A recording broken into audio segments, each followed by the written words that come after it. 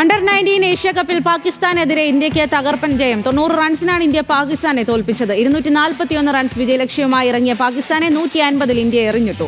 ദീപേഷും കനിഷ്കും 3 wicket വീഴ്ത്തി. ആദ്യം bat ചെയ്ത ഇന്ത്യയെ മലയാളി താരം ആരോൺ ജോർജാണ് 200 കടത്തിയത്. 85 റൺസാണ് ആരോൺ അടിച്ചെടുത്തത്. കനിഷ്ക് ചൗഹാനാണ് കളിയിലെ താരം.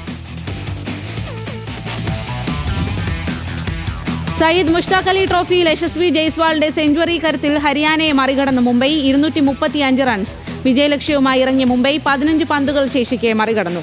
ജയ്സ്വാൾ 101-ഉം സർഫറാസ് ഖാൻ 64 റൺസ് എടുത്തു. സെഞ്ചുറി നേടിയ ജയ്സ്വാളാണ് കളിയിലെ താരം.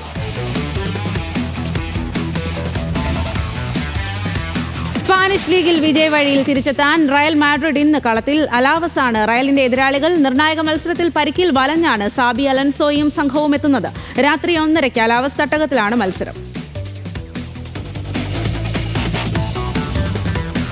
കൊൽക്കത്ത സോൾട്ട് ലേക്ക് സ്റ്റേഡിയം സംഘർഷത്തിൽ ഗോഡ് ടൂർ സംഘാടകൻ ശതാദ്രു ദത്ത റിമാൻഡിൽ. സംഘാടകന്റെ ജാമ്യാപേക്ഷ തള്ളിയ ബിധാൻ നഗർ കോടതി 14 ദിവസത്തേക്ക് റിമാൻഡ് ചെയ്തു. 8 കേസുകളിലാണ് പോലീസ് ശതാദ്രു ദത്തയെ അറസ്റ്റ് ചെയ്തത്.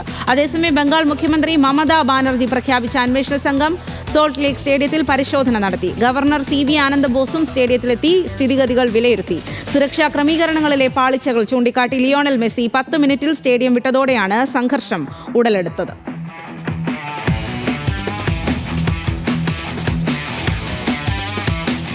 20 വർഷത്തെ റെസ്ലിംഗ് കരിയറിനോട് വിട പറഞ്ഞ് ഇതിഹാസ താരം John Cena. WWE Saturday Night Main ഇവന്റിൽ പരാജയത്തോടെയാണ് ഇതിഹാസം കരിയർ അവസാനിപ്പിച്ചത്.